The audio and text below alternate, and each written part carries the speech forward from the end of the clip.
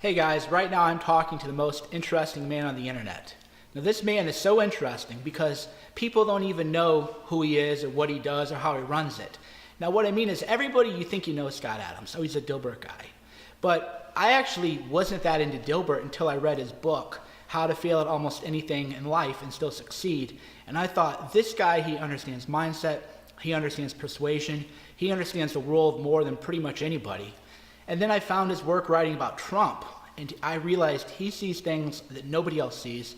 So I would like to introduce him and let him introduce himself. Hi, thanks. That was very nice of you.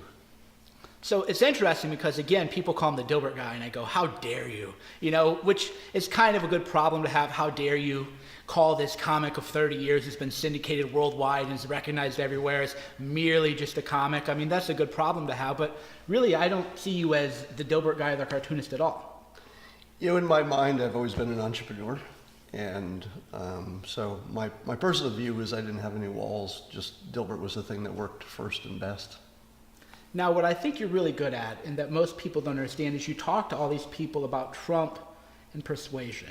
And let's just take a fundamental question that nobody asked you, is what is persuasion? What does it mean to you?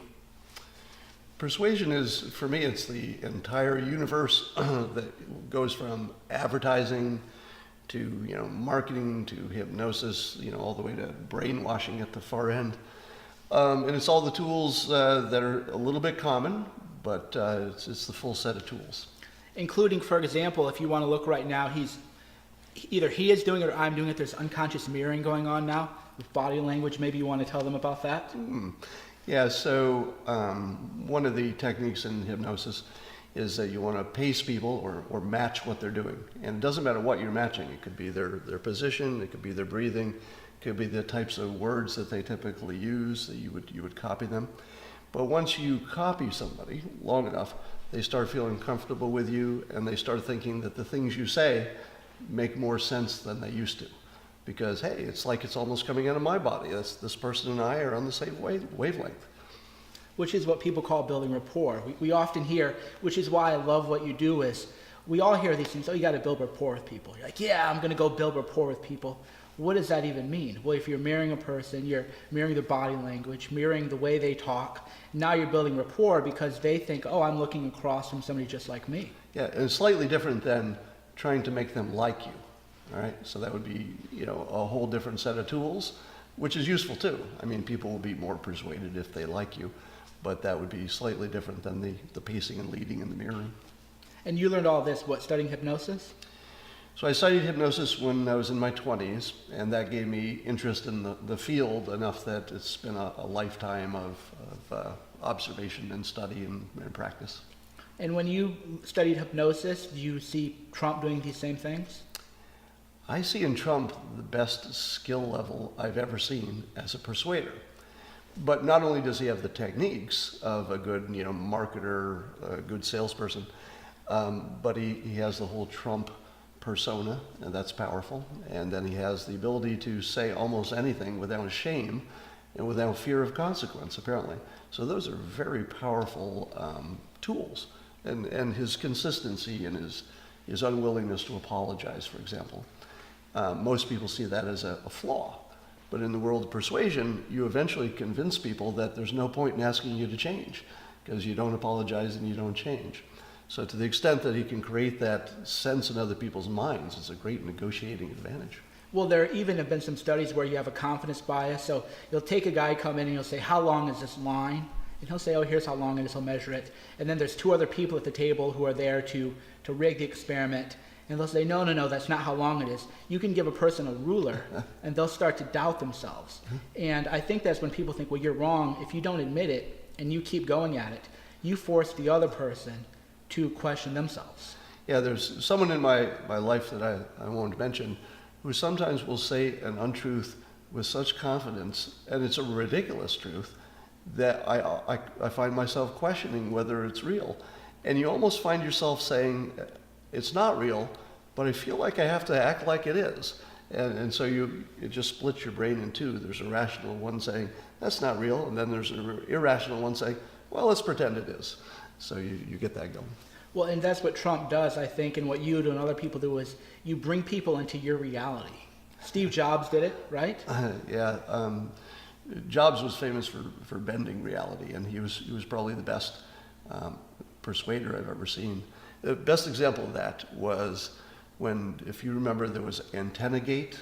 So one of the Yes. early iPhones, if you touched it just right, it lost the connection. Now, for most products, if you said just holding it in your hand the wrong way would make it not work, that would just be devastating. But Steve Jobs goes on, I think it was a conference call with journalists, and he said, I'll paraphrase now, but he said something along the lines of, all smartphones have problems. We'd like to make our customers happy. Here's what we're going to do. He kept it really simple, but the first statement was the reality bending field. All the attention was on Apple's problem. And as soon as he said, all smartphones have problems, I checked the next day and all the headlines were about the problems of other smartphones. So he changed the frame, he put it in context, and once you saw it in context, you said, oh, I thought that was a problem, but they all have problems. Right, which is great. I'm glad you brought that up because a lot of people watching, they don't really get it. You reframed the issue to where you want to talk about me, and this is what Trump and other people are masterful with. Wait, you're talking about me and what I did wrong. Well, wait a minute, everybody does this. Right. And now when you do that, you've changed the frame, and therefore you've changed the focus, which leads to what? Confirmation bias. Yeah, once you have people believing whatever your narrative is, then they're going to start seeing evidence for it, even if the evidence isn't real, right? Right, and then they say, oh, he was right all along. Who are we to question him? He was the smart guy after all. Right. I'm getting people on Twitter tweeting me and saying, hey, look at this article. It's something you predicted, or it's just what you said. They must have copied you. And I'll look at the article, and it doesn't look like anything I've ever said or predicted, but people are starting to see it because I predicted other things correctly.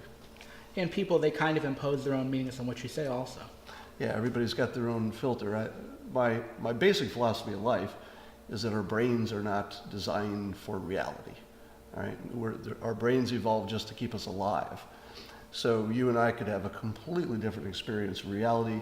You could be believing, a different religion than I am, for example, and we could still have this conversation because it doesn't matter what's in your head. Your vision of reality doesn't come across and affect me that much. So I think everybody's got their own filter on reality, and you can adjust the filter. And you can suddenly just say, I'd rather look at things this way. And if it works, it works.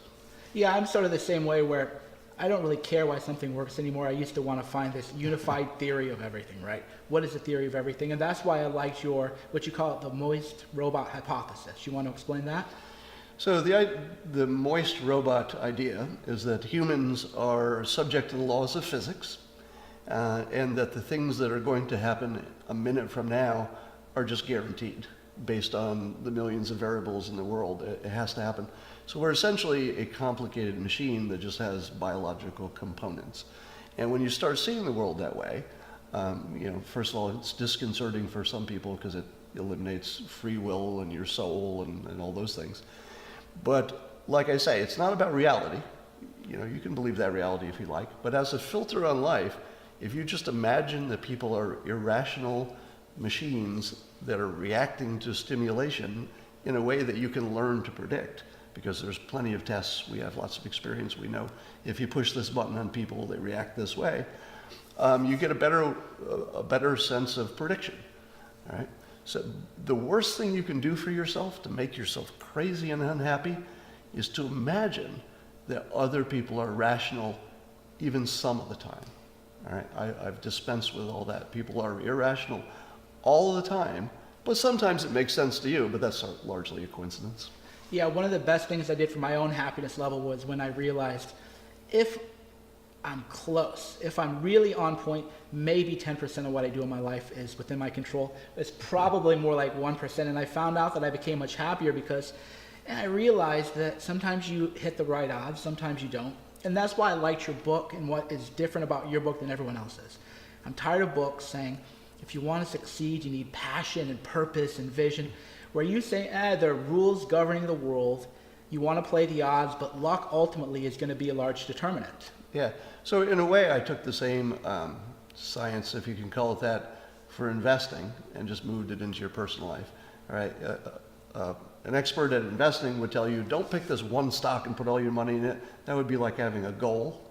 And this is the one thing that I'm investing in. They tell you to diversify. Have lots of stocks. One of them works, one of them doesn't, and you're okay on average. But I would say do that with your skill level as well. So as you're compiling different skills, the more you have, the better. And you don't know exactly where that's going. You don't know which of those skills will be important, or which combination of skills, which is even more important, will be the ones that make the difference. Right. When you call that the talent stack, which I kind of learned on my own, which is, I'm a pretty good writer. Well, I ought to learn a little web design. Okay, I better learn social media. I better learn a little persuasion. And then suddenly what you realize is that all of these skills build on each other. And then that's why you do this, Trump does this, I do this a little bit too. We don't have to plan as much, because when you have that foundation of skills, stuff comes to you. Yeah, and life is going to throw stuff at you anyway. So much stuff is out of our control anyway, that you're more prepared for that to happen. So what would you tell people, especially younger people or maybe people starting over, some essential skills that they need? Well, I think everybody has to build their own skill stack. There are some things I think everybody ought to do. They ought to learn how to speak and communicate. They should learn how to make conversation with strangers. And these are all learnable things. The Dale Carnegie course is really good at all that stuff. But beyond that, you should learn probably persuasion, because it just goes with everything, all right? You should learn at least enough about technology that you can communicate and understand websites and social media and that stuff. And a little bit about business without getting your MBA, a little bit about the law, et cetera. Mm-hmm. So everybody's individual stack should be different based on their situation, but usually start with one strong skill that's maybe not world class, and then see what you can build around that fits your interests. So universally, I think we would agree then communication, persuasion, influence, kind of the psychology of persuasion, pretty much everybody needs that, right? Well, yes, everybody needs that, and I would go further and say you can really tell the people who don't have it, because they're struggling. They're frustrated with not understanding why people have different views than they do, why the logical thing they did didn't work out, why they had this one goal and it didn't work. So the world is a confusing place if you don't see it in terms of persuasion. So where would people start if they want to learn persuasion? They could Google the phrase persuasion reading list, and they would see a list that I put together of books, including some of mine. But I would say if you're going to read one book just to get you started, whet your appetite, the book is called Influence by Cialdini, Cialdi. I can't spell it. I can't pronounce it either. But just go online and look for a book called Influence. Yeah, I read that book in college actually kind of defensively to realize it had these other cognitive biases. And then I started to realize, that's how the world manipulates me. And then you can kind of start to think of persuasion as manipulation. But you said something, and I agree with this. There are certain things you won't do because of your personal ethics. Would you talk about that?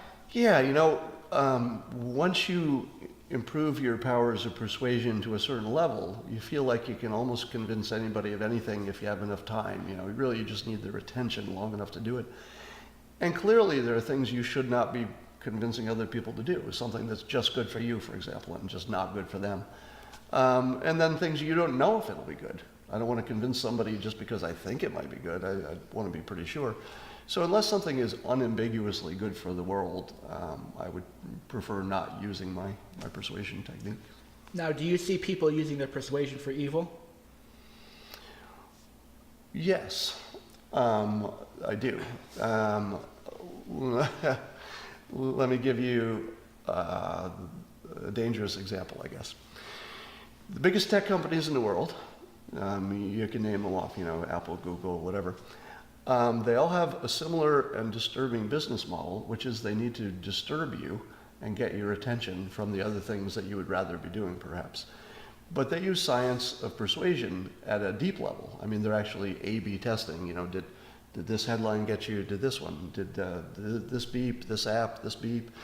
Until, in my view, social media, for example, is so refined in terms of a persuasion method that it's manipulative to the point it's addictive, and really addictive, like a chemical. Dopamine, yeah.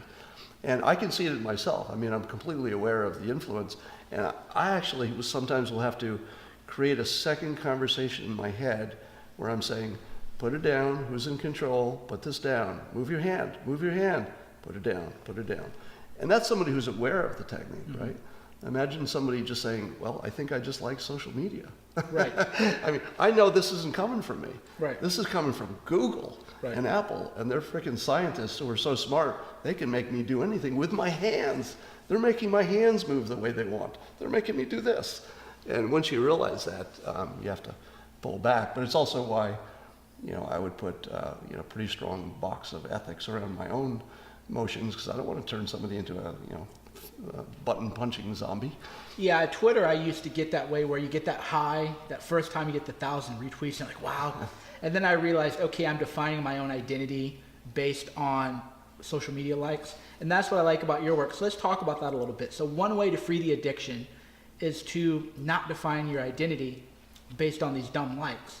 But you kind of have to know, there's a lot to unpack there, right? But it's also a metric, Yeah. right? We're in a business where you got to see if the thing you did worked, and how do you see it except look at your social media? I have the same problem you do, which is I look at it way too much.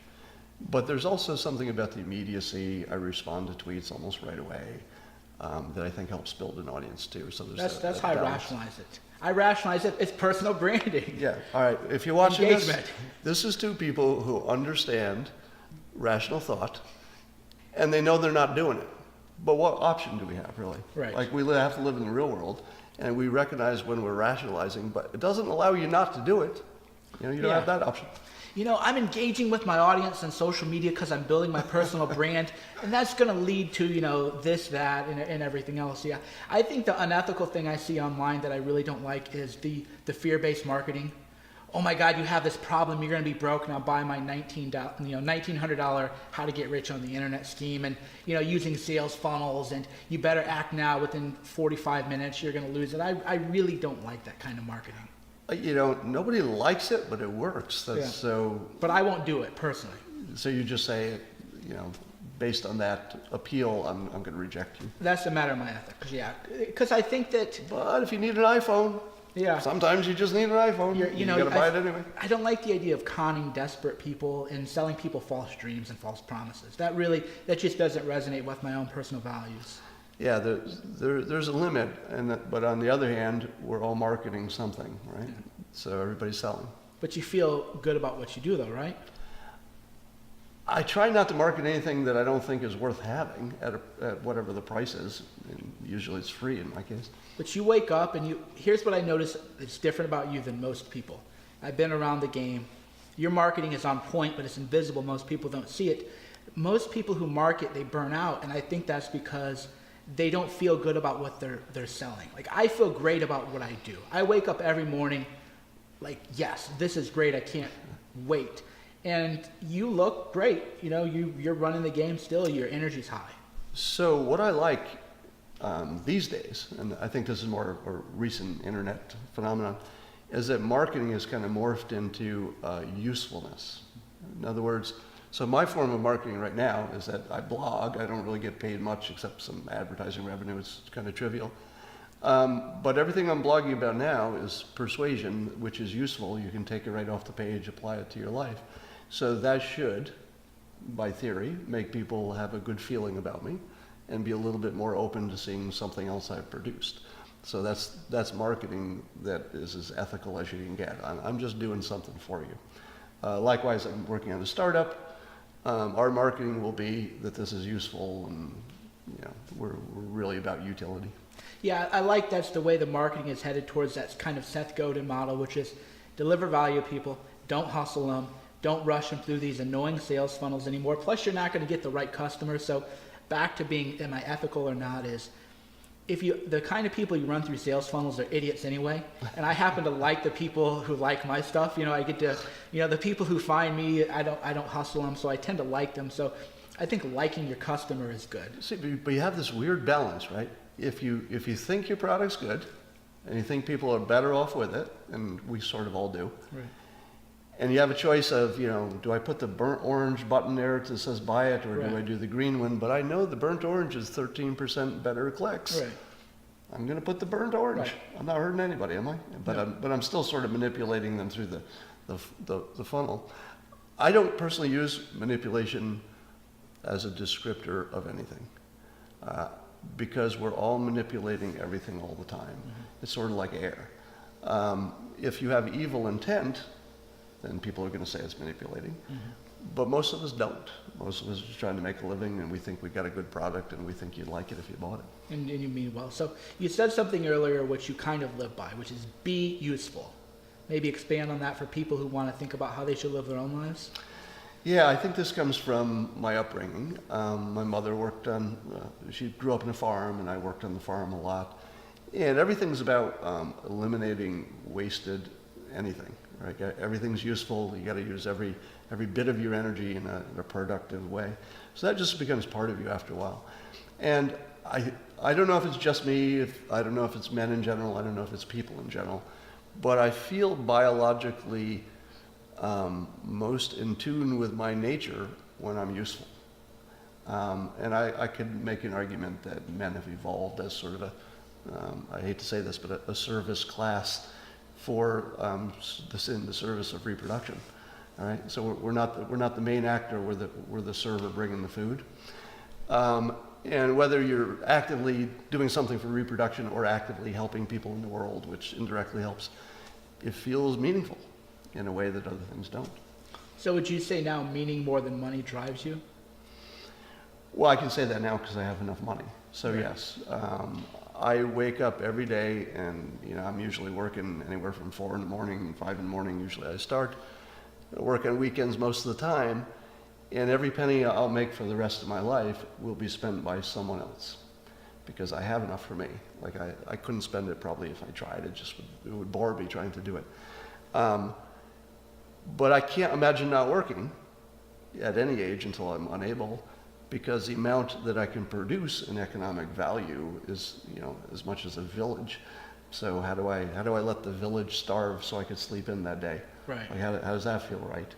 So to the extent that I have the ability to make a larger impact on the world, that's hugely motivating. Right, which links us back to manipulation and the idea that I think men are manipulated too much by duty, where you're taught to act against your own self-interest out of this hardwired sense of duty we have, which makes men in a lot of cases disposable. Oh, go fight this dumb war because it's the right thing. Yeah, here's my twist on that. I promote in my book, you mentioned that How to Fail at Almost Everything and Still Win Big, that you pursue selfishness for the benefit of others. All right? If you don't take care of yourself, somebody's going to have to take care of your ass, and you're not doing anybody any good by that. So I say, go get your education, go get your money, take care of yourself. When you're stable, there's a natural thing that happens, and I believe it probably happens to almost everybody, that when your own needs are taken care of, your just attention starts spreading out. It's like, okay, now how about a family? Yeah, that's looking good. Family's looking good. What's happening in my town? And if you're lucky enough to have like a big audience or a big reach, you just start thinking globally, because you think, well, if I could do something that would be a little bit good for 6 billion people, well, that's way better than 5 people.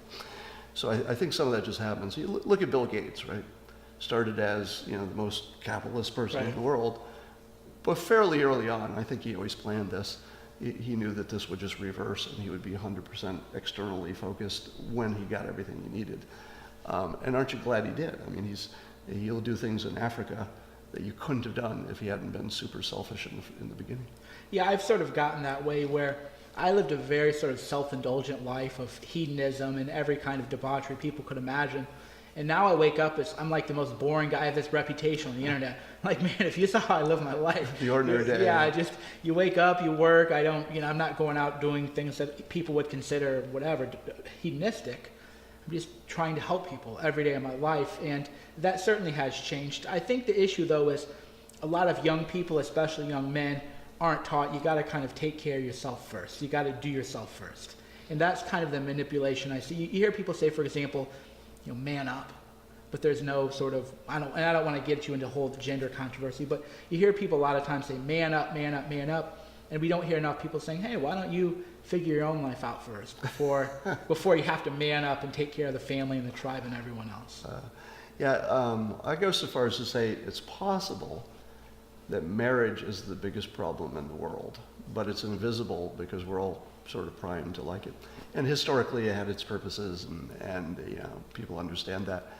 But at the moment, if you start looking at all the problems it may have caused, I mean, just potentially, if you look at the fact in the Middle East that, you know, the important person is going to have several wives, which leaves no mating opportunity for lots of men. Right. What are they going to do to find meaning? Well, maybe blowing something up gives it meaning. It's very unpopular to say because we imagine it's about they used their reason and they looked at politics and they found some reasons, and or even religion. I don't think it's any of that. I think it's just basic biology. You take a bunch of angry young men, take away their mating options, give them guns in hot weather, shit's gonna go down. Right. All right. It doesn't matter who you are, what your fucking religion is, shit's gonna blow up. Right. If you look at the economic well-being of people in the United States, you know, half of marriages ended in divorce. There's kids involved. Everybody's fucked up for a while. You know, we're pretty good at getting over that stuff. Right. But it didn't have to happen in the first place if we had some better systems. And we're not close to having any kind of better systems. But it ought to be something we're thinking about, because nobody can ruin a kid faster than a parent.